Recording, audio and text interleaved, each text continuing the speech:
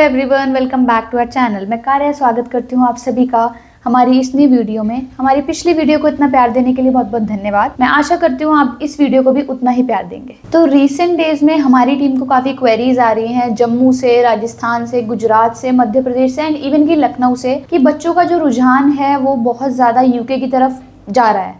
लेकिन अगर मैं साइड बाय साइड बात करूँ तो बच्चे न्यूजीलैंड जाने के लिए भी उनका रुझान उतना ही पड़ रहा है। तो आज हम ये वीडियो उन स्टूडेंट्स के लिए होने वाली है जो डिसाइड नहीं कर पा रहे हैं कि whether they should prefer for New Zealand और they should prefer for UK for 1 year of master degree. तो आज हम एक ऐसा कंपैरिजन करने वाले हैं जो स्टूडेंट्स के दिमाग में चल रहा है।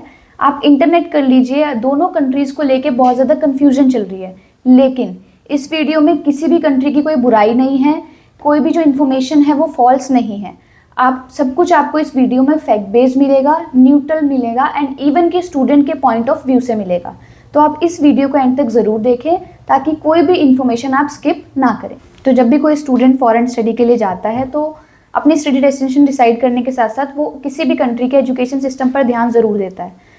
तो अगर मैं यूके के एजुकेशन सिस्टम की बात करती हूँ तो यूके का education system strong academic heritage के लिए जाना जाता है। सबसे बड़ी बात यह है कि उसकी जो यूनिवर्सिटीज़ हैं वो रेप्यूटेड हैं एंड इवन की ग्लोबली रिकॉग्नाइज यूनिवर्सिटीज़ हैं। और सारी की सारी जो यूनिवर्सिटीज़ हैं वो काफ़ी पुरानी हैं और उनका ग्लोबल इम्पैक्ट आज भी पड़ता है। तो अगर मैं एग्जांपल लेके चलती हूँ, यूनिवर्सिटी ऑफ ऑक्सफोर्ड जो थी वो फाउंड हुई थी इन द ईयर 1096 में and university of Cambridge found हुई थी इन द ईयर 1209 में।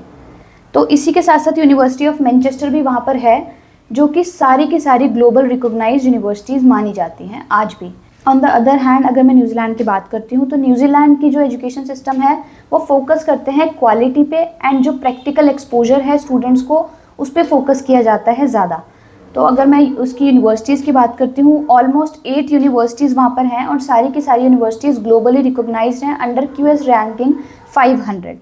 तो उस चीज़ को आप ध्यान रखिए। अगर मैं यूनिवर्सिटीज़ के नेम की बात करती हूँ तो सबसे पहले हमारे पास आ जाते हैं यूनिवर्सिटी ऑफ ऑकलैंड जो कि रिसर्च एंड ग्लोबली रिकॉग्नाइज्ड है। नेक्स्ट अगर मैं बात करती हूँ university of Otago, university of Otago health sciences के लिए फेमस है। Victoria university in Wellington is famous for the law and university of Canterbury is famous for the engineering. तो बच्चा जब डिसाइड करता है, अपना फॉरेन प्लान करता है, तो वो सिर्फ एक एजुकेशन सिस्टम का एस्पेक्ट माइंड में नहीं रखता है, और भी बहुत सारे एस्पेक्ट्स हैं जो उसके माइंड में चल रहे होते हैं। तो आइए हम उन सारे पॉइंट्स को आज क्लियर करेंगे। सबसे पहले फ्यूचर सेटलमेंट आ जाती है, देन हमारे पास residency visa and then job opportunities. तो ये सारे पॉइंट्स आज हम आगे क्लियर करेंगे। दोनों का एजुकेशन सिस्टम नो डाउट बहुत वर्ल्ड क्लास है, लेकिन एक फैक्टर आता है कॉस्ट ऑफ लिविंग। तो अगर कॉस्ट ऑफ लिविंग बच्चा जाता है तो वो डिसाइड देखता है सिर्फ फीस के बेसिस पे, लेकिन नहीं, असली जो प्रेशर आता है बच्चे के माइंड पे वो आता है कि उसके जो एक्सपेंसेस हैं लिविंग के वो मैनेज होंगे या नहीं होंगे। तो अगर मैं यूके की बात करती हूँ, यूके में different cities to cities vary करती है कॉस्ट। तो अगर मैं इवन लंदन का एग्जांपल लेके चलती हूँ तो बच्चा अगर लंदन जाता है, अपनी शेयर्ड अकोमोडेशन में रहता है, तो उसके जो एक्सपेंसेस रहते हैं वो बहुत ज़्यादा हाई रहते हैं। और अगर मैं लंदन के बाहर की कहीं बात करूँ, जैसे कि मैनचेस्टर और इवन बर्मिंघम भी हो गया, तो वहाँ की जो एक्सपेंसेस रहते हैं वो भी बहुत ज़्यादा वेरी करते हैं। ऑन द अदर हैंड अगर मैं न्यूजीलैंड की बात करती हूँ तो वेज रेट काफ़ी हाई रहता है, जिसकी वजह से बच्चे के एक्सपेंसेस रहते हैं, उसका रेंट का खर्चा रहता है, इवन की जो उसकी ग्रोसरीज रहती है वो भी इजीली मैनेज हो जाती है। तो बच्चे के पास स्ट्रेस कम होता है, वो पढ़ाई पे फोकस करता है और अपना स्किल सेट को डेवलप करता है। तो हमने cost of living and even education system पे भी प्रकाश डाल दिया है। तो अब हम बात करेंगे, हमारा मेन टॉपिक जो आज का रहने वाला है कि 1 year of master degree in New Zealand versus UK. तो दोनों ही कंट्रीज़ में 1 साल की मास्टर्स के ऑप्शंस अवेलेबल हैं, लेकिन बच्चा न्यूजीलैंड को ही क्यों ऑप्ट करे? आ गया क्वेश्चन मार्क? तो आप बताइए। चलिए मैं बताती हूँ। तो स्टूडेंट अगर 1 ईयर की मास्टर डिग्री चूज कर रहा है न्यूजीलैंड के लिए तो उसको 1 ईयर मास्टर डिग्री के साथ साथ फैमिली की सपोर्ट मिलती है, अर्निंग पोटेंशियल मिलता है, वर्किंग राइट्स मिलते हैं, जो कि बच्चे का स्ट्रेस एकदम रिलीज कर दे। तो नेचुरली न्यूजीलैंड का जो ऑप्शन है वो प्रैक्टिकल एंड बैलेंस लगने लग जाता है। तो अब हम बात करते हैं दोनों कंट्रीज के फीस स्ट्रक्चर की। तो अगर मैं यूके की बात करूं तो यूके का ऑन एन एवरेज जो रहता है 19 से 25 लाख रहता है इन इंडियन करेंसी। एंड अगर मैं न्यूजीलैंड की बात करती हूँ तो वहाँ पे on an average 14 to 20 lakh रहता है इन इंडियन करेंसी। तो दोनों ही कंट्रीज आपको स्कॉलरशिप प्रोवाइड करती हैं, और जो आपकी फीस में ये अप्रॉक्स बताई है ये आफ्टर स्कॉलरशिप बताई है। तो लेकिन स्कॉलरशिप स्कॉलरशिप लगने के बाद भी न्यूजीलैंड की जो फीस है वो बहुत कम है एज कम्पेयर टू यूके। तो अभी जो मैंने आपको फीस स्ट्रक्चर बताया है वो वेरी करता है as per the education provider you are going to select. तो अब बात करते हैं सबसे मेन एस्पेक्ट जो कि है फंड्स की रिक्वायरमेंट। तो अगर मैं यूके की बात करती हूँ तो यूके में आपके 28 डेज ओल्ड फंड्स भी एक्सेप्ट हो जाते हैं एंड इन न्यूजीलैंड आपके 3 to 6 month old funds accept होते हैं। दोनों ही कंट्रीज में आपकी एफडी एंड सेविंग्स जो है एक्सेप्ट हो जाती। तो जब मैं फंड्स की रिक्वायरमेंट की बात करती हूँ तो उसमें हम दो चीजें शो करते हैं, एक हमारी ट्यूशन फीस रहती है और एक हमारे लिविंग एक्सपेंसेस रहते हैं। ट्यूशन फीस मैंने ऑलरेडी आपको क्लियर कर दिए हैं, क्योंकि हम 1 साल की मास्टर डिग्री पे फोकस कर रहे हैं तो हम 1 साल के लिविंग एक्सपेंसेस की बात अब करने वाले हैं। तो अगर मैं यूके की बात करती हूँ तो आपका 1 साल के जो लिविंग एक्सपेंसेस रहते हैं वो 13 से 14,000 रहते हैं। और यही अगर मैं न्यूजीलैंड की बात करती हूँ, न्यूजीलैंड में आपके 20,000 जो लिविंग एक्सपेंसेस हैं वो रहते हैं। तो सुनने में तो आपको लिविंग एक्सपेंसेस न्यूजीलैंड के यूके से बहुत ज़्यादा लग रहे हैं, लेकिन अगर मैं रियलिटी में बात करूं तो अगर मैं इंडियन करेंसी में बात करूं हमारे यूके के एक्सपेंसेस रहते हैं 16 to 17 lakhs। और अगर मैं यही न्यूजीलैंड की बात करती हूँ तो हमारी करेंसी रहती है 10 से 11 लाख के बीच। तो फंड्स की कैलकुलेशन करने के बाद आपको एक चीज़ तो क्लियर हो गई होगी कि यूके में आपको फंड्स एक साथ दिखाने पड़ते हैं जो बच्चे के माइंड पे एक फाइनेंशियल प्रेशर क्रिएट करता है। लेकिन अगर मैं न्यूजीलैंड की बात करूं तो बच्चे के यूके के मुकाबले एक्सपेंसेस कम रहते हैं, तो बच्चे का जो फाइनेंशियल प्रेशर है वो ऑटोमेटिकली रिड्यूस हो जाता है। तो जब भी फंड्स की हम बात करते हैं एक और सवाल आता है कि अगर किसी के पास फंड्स की शॉर्टेज है तो उस केस में क्या किया जाए। तो मैं ये पॉइंट क्लियर कर दूं, दोनों ही कंट्रीज आपका एजुकेशन लोन एक्सेप्ट करती हैं। Yes, you heard this right. तो अगर मैं यूके की बात करूं तो यूके में आपके 3 तरीके के एजुकेशन लोन एक्सेप्ट हो जाते हैं। One is FD backed, secured and unsecured.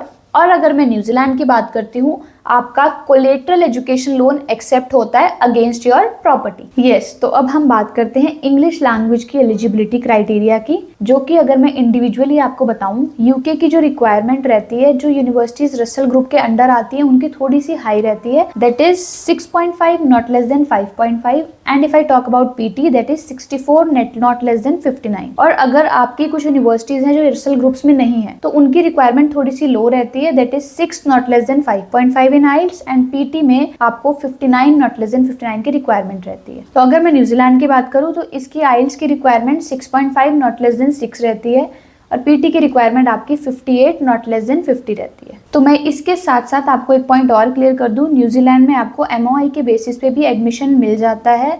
Yes, that is medium of instruction.